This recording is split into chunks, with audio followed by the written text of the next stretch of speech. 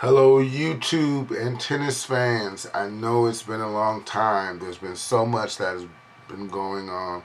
Actually, not really that much. I on my job, my schedule changed. I now work sort of like overnight.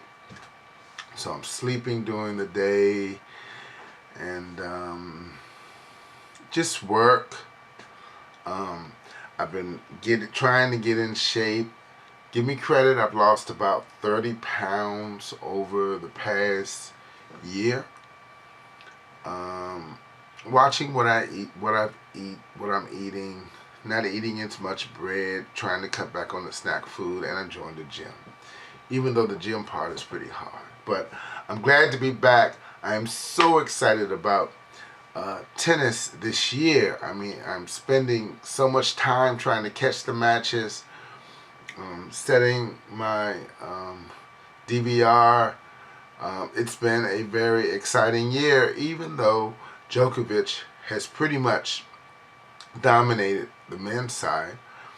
And even with the women, I know I've been a little critical in the past of the women's tennis, but I'm even excited with that. Serena's had a good start to the year. Sharapova's coming back, and there are some younger players, Halep, who's really sort of challenging in terms of the next generation for women's tennis.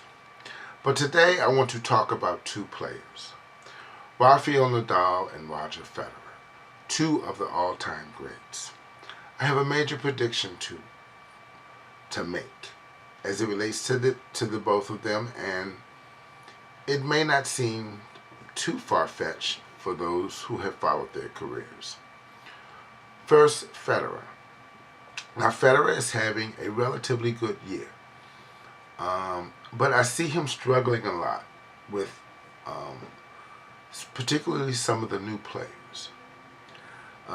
Today, he lost to Djokovic in a tournament that he's never won in Rome.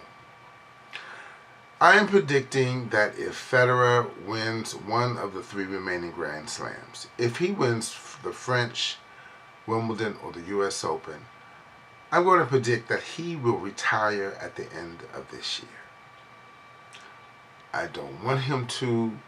He's one of my all-time favorites. But I think with 4 kids, a wife, he's done almost everything there is to do.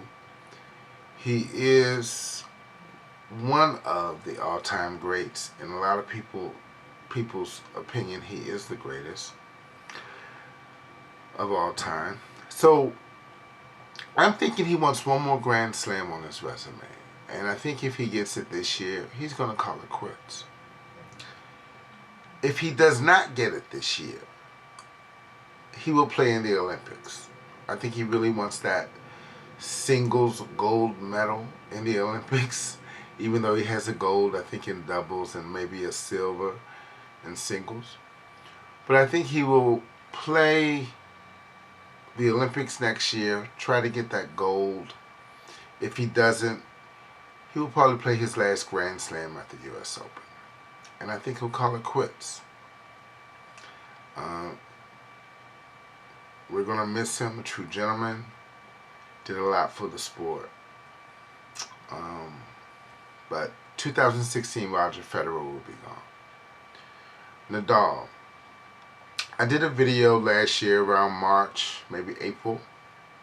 Nadal had lost 2 tournaments on clay. And I said then that it means nothing. He's going to go to the French Open. He's going to do what Nadal does. And he did. He won the French Open again. The best clay court player, in my opinion, of all time. His statistics speak for themselves. This year, Nadal has struggled again. And it's worse than it was last year. He's won 1 clay court tournament, a very small 250 tournament. I think he's lost like 3 or 4 clay court tournaments leading into the French. I don't predict Nadal will win the French Open. I think the players are overpowering him too much, and his sort of defensive game, I think, has run its course.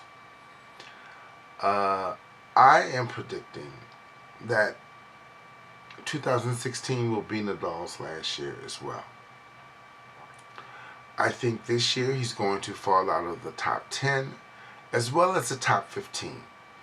Only because he has not done well the beginning of this year, and typically that's when he does his best. And last year, at least the second half of the season, he didn't have that many points. So unless he wins the French, which I already feel that he's not, Nadal's going to be out of the top 15 by the end of the year. I know it sounds hard to believe, but I think that the defensive game that Nadal has caught up with him just because of his age. You know, you get a little bit slower. You know, fatigue sets in. And we know that Nadal is one of the greatest fighters ever in men's tennis. I like to put him and Jimmy Connors together. But it's run its course with him. And by the end of 2016, he will be announcing his retirement.